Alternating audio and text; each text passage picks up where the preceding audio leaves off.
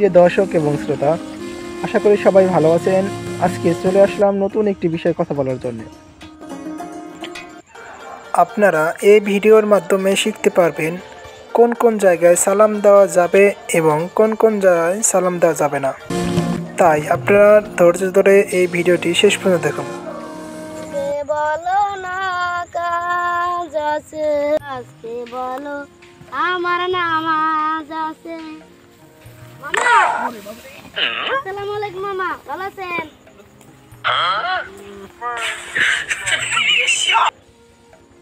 মামু ওখানে মামা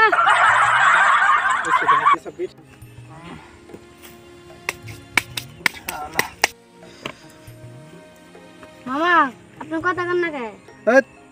তোমার হুজুর কি তোমার শিক্ষা দেয় না কোন সালাম দেওয়া যায় কোন সালাম দেওয়া যায় না? না, ঠিক আছে না, কোন মাদ্রাসায় পড়ো তুমি? ওই যে পড়ছি। পড়ছি মাদ্রাসায় পড়ো। তোমার নিয়ে আমার বইয়া তোমার শিখাই কোনে সালাম দেওয়া যায় আর কোনে সালাম দেওয়া যায় না। আমি তো পেশাব করতে বলছি, তুমি এমন ধাক্কা দিয়েছো, আমি তো একবারে পেশাবের মধ্যে পড়ে গেছি। এমন কেউ ধাক্কা দেয় না। তোমার আর আমি বইয়া শিখাই কোন সময় সালাম দেওয়া যায় আর কোন সময় সালাম দেওয়া যায় না। এই যুগের হুজুর হয়ে গেছে অটোপাস ডিজিটাল।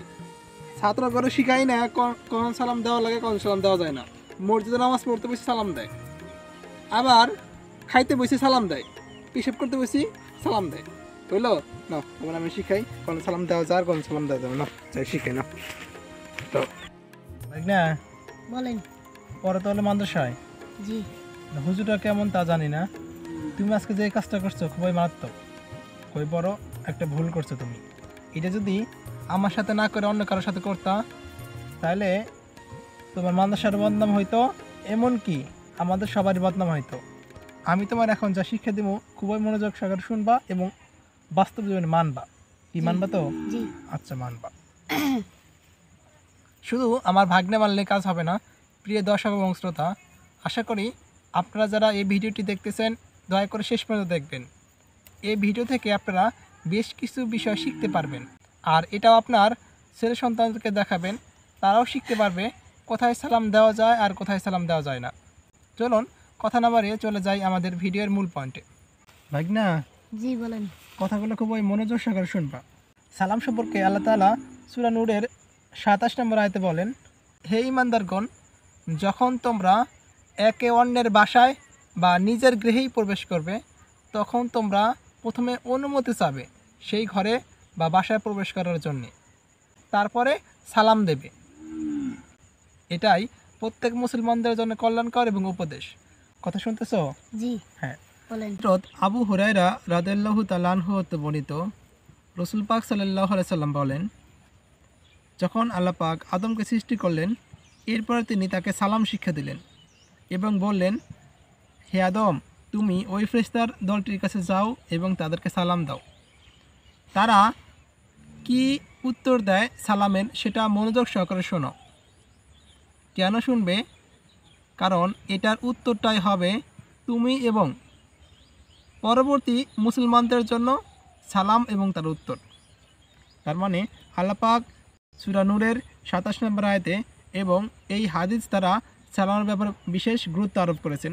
সালাম দেওয়া সকল মুসলমানের দায়িত্ব কর্তব্য, কিন্তু কতিপয় সময় সালাম দেওয়া যায় না। এক নম্বর সময় হলো স্ত্রীর সাথে। তুমি ছোটো মানুষ, তোমার বোঝানো যাবে না।